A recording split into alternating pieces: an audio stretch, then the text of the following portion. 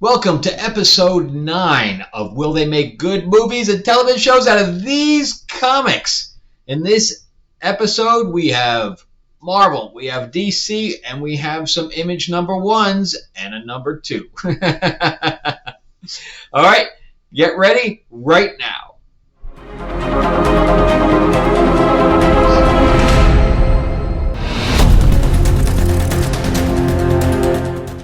All right, let's get into it. Let's see if these comics will make good movies and television shows from their plot.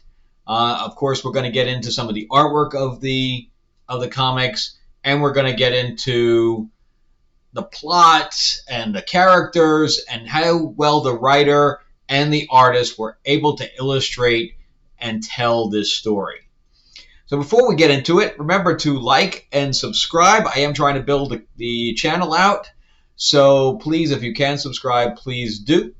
And let's get right into it. So we're going to start with DC with Dark Knights of Steel number 12. So this is Tom Taylor finishing up his story of the Justice League and other DC characters in a medieval world.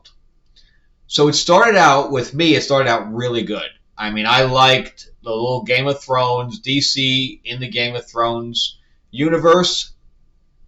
And there was some intrigue. There was assassinations. It got really, really tense. I liked how they kept throwing in characters that were in medieval garb. And you're like, oh, wow, that's pretty cool. However, then they ended up making Batman a son of Jor-El. So they gave Batman powers, and then what really threw me and got me over the hump to the point where I did not like it. So those are Martians, okay? So I was okay with superpowers in this thing because of the fact that it's like magic. Okay, so we have a universe that has magic in it. It's a medieval universe, a fantasy universe that has magic in it. And then we have Amazonians, etc. But once you throw aliens in it just kind of takes it kind of over the edge. And that's what it was for me. It was just over the edge. It just went that little bit too far. So, of course, at the end, the aliens are Martians, and Martians are adverse to fire. So since they're all super, the Trinity is super, they can withstand fire. So they torch themselves. So they're literally fighting on fire. So, which is a cool idea. And visually, that's pretty stunning. And we do get, a little bit of gore. There's, Wonder Woman chopping the head off of a Martian. But I guess I just got too far, And then there's Batman flying off. And then it took him forever. It took Tom Taylor forever to finish up this story. And it really does feel like it's just finished. I just want to get this over with. So it doesn't really. So Martian Manhunter is disguised as Alfred. Alfred tries to touch Waller and immediately goes on fire. Not sure how that works. And to save herself, she kills Deadshot. So she stabs Deadshot in the stomach there. Of course, in the Star Wars universe, you wouldn't get killed from that. But all the colors are really good. You got Lois Lane. So to answer the question, so we got Batman and Superman becoming brothers. You got some good stuff in there. But overall, would it make a good movie or television show? No.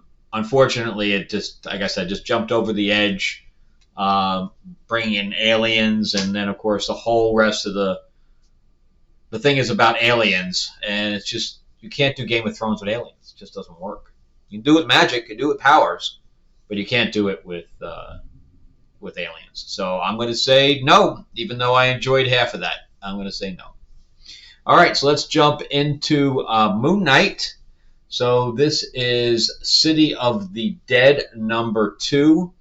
And again, we've got a city street-based hero that is entering the undead world, whether it's hell or heaven or in between.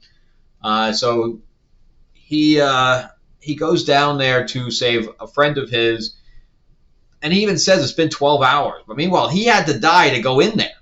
So his body's been dead for 12 hours, and this doesn't make any sense. Because so if they had said, well, it feels like 12 hours, but it's probably only 2 seconds in the real world, well, that would make more sense. But it's kind of all over the place, and then we have Scarlet Scarab, hook up here, and I like her a lot. I like Layla, but it doesn't make any sense. They tell the backstory of her, and the artwork's really good, and they're fighting Ramsey here at a bar. So that's the other thing. So they tell her backstory. Let me say that first. They tell her backstory, but it's coincidental that another god of Egypt gives her the power when they know that Khonshu gave. I mean, it would make more sense if they said, well, we want you guys to work together, so you guys already have a relationship, so I'm going to give you the power above anybody else. And that makes sense instead of being coincidental. But they give people, like in this underworld, in the City of the Dead, they're giving everybody their weapons. So all these villains show up of villains that he's kind of killed in the past, and they all show up with their weapons. Now, why would they be dead and have their weapons? It doesn't make any sense. And then there's this whole battle, and then she, which I really don't like also, is that she leaves him. She goes, she repeats some of the words that he says, and then she says, yeah, peace out, I'm done. So he gets captured, and then we reveal that he has a brother. So, there's that. So, Moon Knight, City of Dead, only #2, and I'm already mentally off it. So it doesn't work. So once again, I'm going to say no to that. That thing, is it going to make a good movie or television show? No, it's really not. So now we're going to move on. We're still in Marvel. So my last Marvel for this run, Realm of X. So I know that Mike Spider-Slayer, if you watch his show, he did not like this at all. So, truthfully, I have not collected X-Men anything in probably decades because X-Men has been just so awful. So awful. And I like Illyana, which is magic, and I like Danny Morningstar. I was one of the few people that liked the X-Men movie where they were in the insane asylum. And Magic was in that, played by Anya Taylor-Joy, and it was taken from a comic with the Demon Bear, which was Danny's, I guess was inflicting, Danny's psyche, and then was made real through that psyche.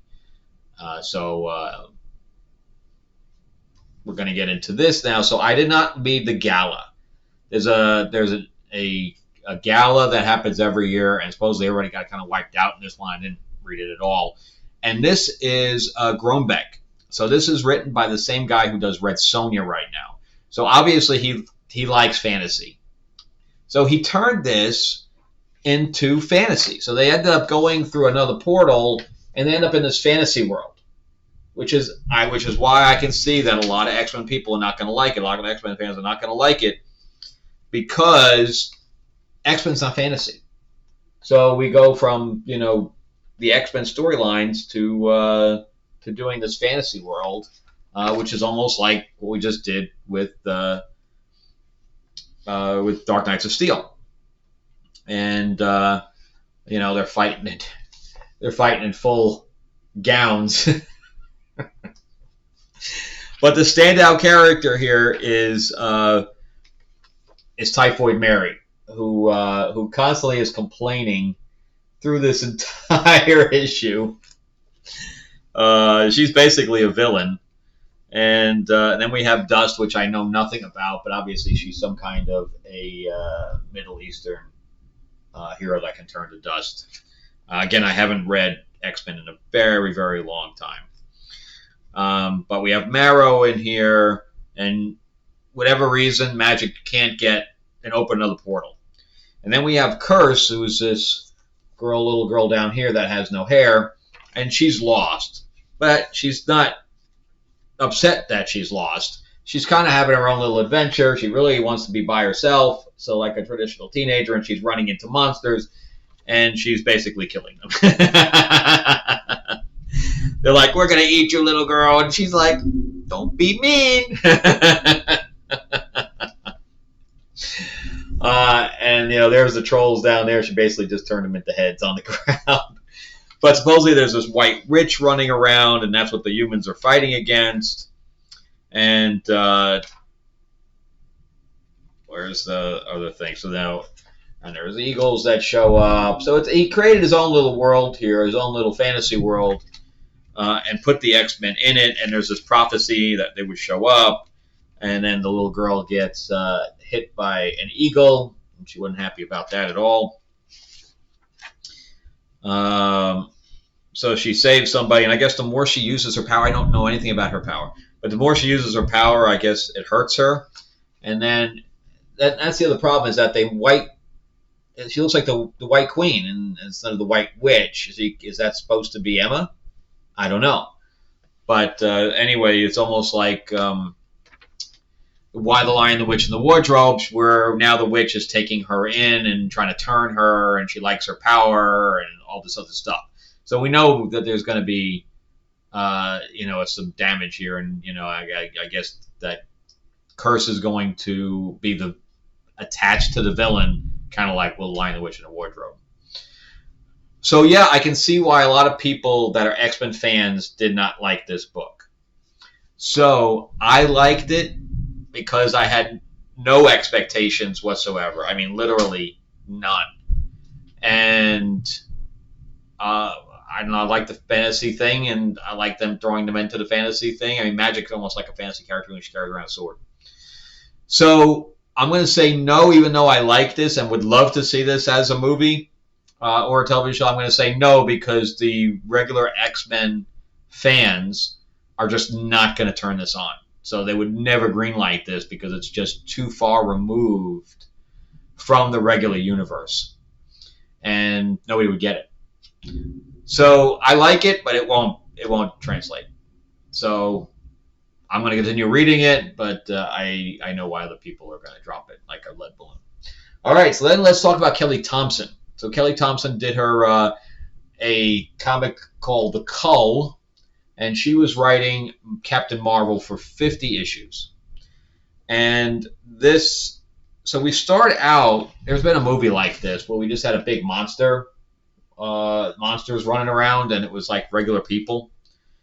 But the artwork in here is off the chain. I mean, this thing is extremely cinematic. Extremely.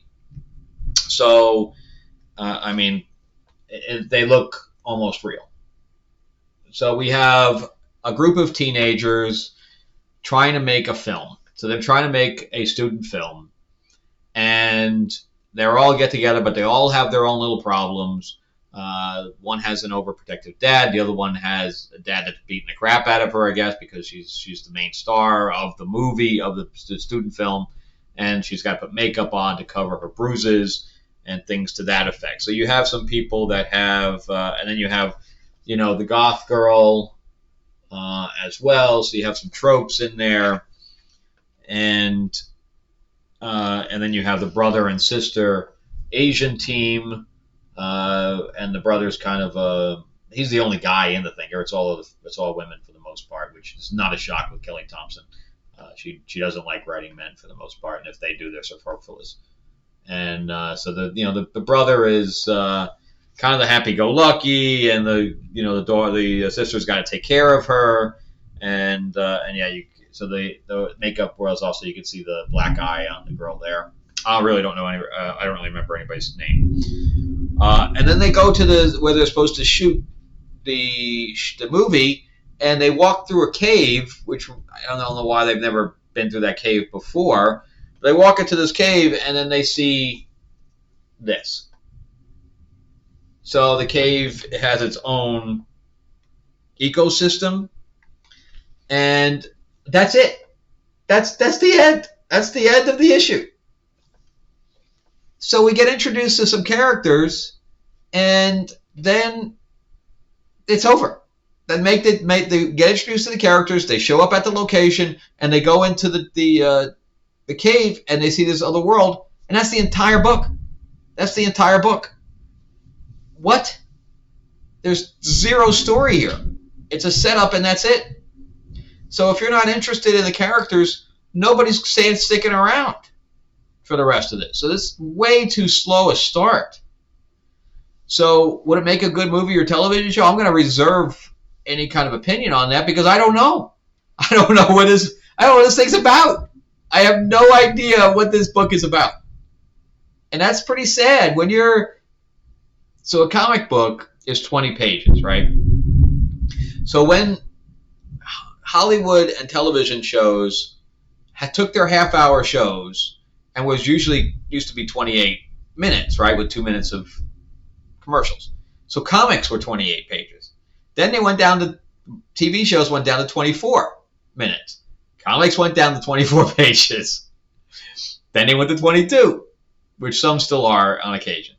Then TV went to a kind of a 30-30 split here, where it's 20 minutes and then 10 minutes of commercials, if you're not watching streaming, of course. And then comics went to 20 pages. So this is 20 pages. I think it's actually 20. I'm not sure if it's 2022, but it's 20, either 20 or 22 pages. So that would equate to a half-hour television show, right? Or 20 minutes of actual watching time. And if you haven't figured out what was going on in 20 pages or 20 minutes, you got a problem. Even let's say, okay, it's only 15 minutes. Who's going to stick around watching anything for 15 minutes without knowing anything about what's going on and a total just an introduction to characters in 15 minutes? No, we have to have a plot, man. So again, I'm going to reserve any kind of judgment on that one until I know what the hell's going on. All right, and last, we have The Rocketeer, which was, of course, a movie already. It was a Disney movie back in the day with Jennifer Connelly, and the main character was Cliff Secord, and her character name was Jenny. But here he's dating Betty Page, the actress. So in the last issue, Peeve, which is his mechanic, who was also helping him fix the rocket, the jetpack, is now captured by the Nazis. How their jetpacks went all the way from Europe to the United States is beyond me. There's no way it can hold that kind of fuel. None. There's no way. But, okay, discounting that, not only that, but then they had to fly all the way back. What did they do? Go to, like, Sunco and just fuel up with gas? And plus the weight, the extra weight of carrying a guy. Plus, how long would that take? Did they not have to go to the bathroom? Did they not have to eat? There's that huge plot hole that probably other people didn't think about, but for me, that's all I keep thinking about is how does that work? How does that work? So I like the last issue. It's just that just keeps bothering me. So the artwork is pretty decent. It's very grandiose, very colorful, which is what the Rocketeer was. Dave Stevens originally created him, and so he's having, a picnic with Betty Page, and she's saying, oh yeah, I got, she's an actress, which is what you see Hollywood land. And she just got a really big part, and she's having fun with him, and she's teasing him. But he then realizes that Peeve is been abducted, and on top of that, they left behind a pin, a Nazi pin. So very convenient. So he realizes that he's been abducted, so he's got to find him real quick. And he can't do it on his own. The rocket pack is damaged. He can't use it. And even if he did, what's he going to do? Just jump to Germany? So he calls a bunch of people from the government, and they're like, "No, I can't help you. I can't help you." And he's like, "We saved the world." He's referring to the previous story, which I did not read. So I have no idea what he's referring to, but they're all like, "Nah, no, you called the wrong number, man. Wrong number." Hang up. And then he goes back to his hangar, and this guy lands, and he's from the government or whatever else, and he tells Cliff, "Yeah, I'll help you fix the thing, and I'll help you get a ride to Germany." And he's like, "Yeah, but it's a one-way trip." So the guy's got another mission, so he's just going to drop you and go. He's like, "Okay, great. Are you out of your mind? He's going to drop you into Nazi territory by yourself with no equipment, no backup, no exfil, no nothing. And you're saying thanks? That sounds like a suicide mission to me." So then we meet the female Nazi, who reminds me of the girl from Indiana Jones. And Peeves got something up his sleeve.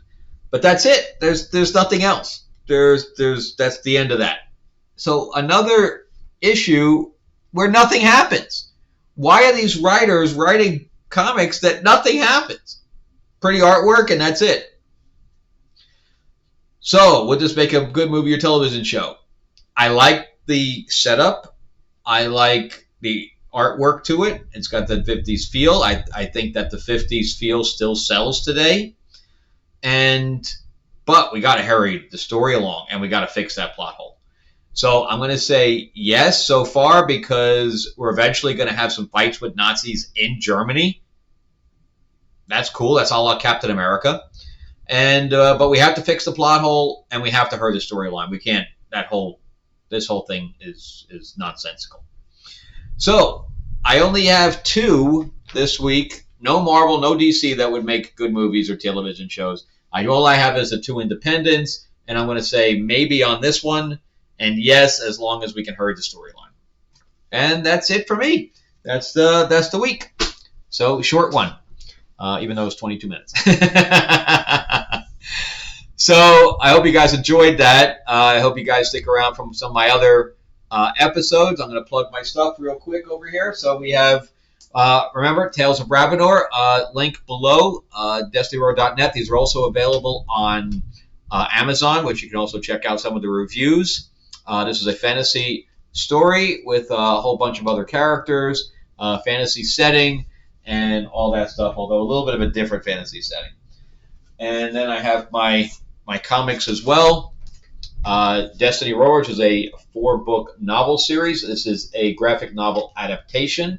We got plenty of robots and ships and aliens and all that good stuff. So it's basically just a traditional sci-fi adventure with just a whole bunch of twists, though.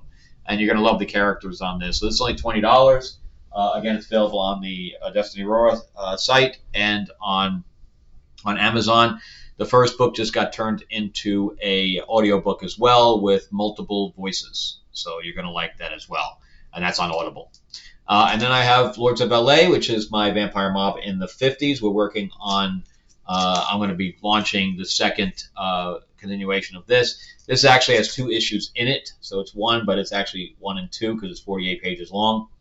And it's got way more story in it than some of the stuff I read this past week. So yeah, I'm going to finish up the story in the second issue. And then we're going to continue on with Lena's story. So yeah, we got some good monsters coming into that and stuff like that. Good battles going on. But anyway, thank you so much for watching. And if you can subscribe, please subscribe. I'm trying to augment my channel and start doing more and more videos. I am monetized now, and hopefully everything's now turned on after I had my conversation with YouTube customer service. All right. Well, thank you again so much for supporting and watching my videos. And please tell me if you're reading anything, and if you think I should be reading anything that would be more cinematic. All right. Thanks a lot, guys. Have a good one. All right, bye.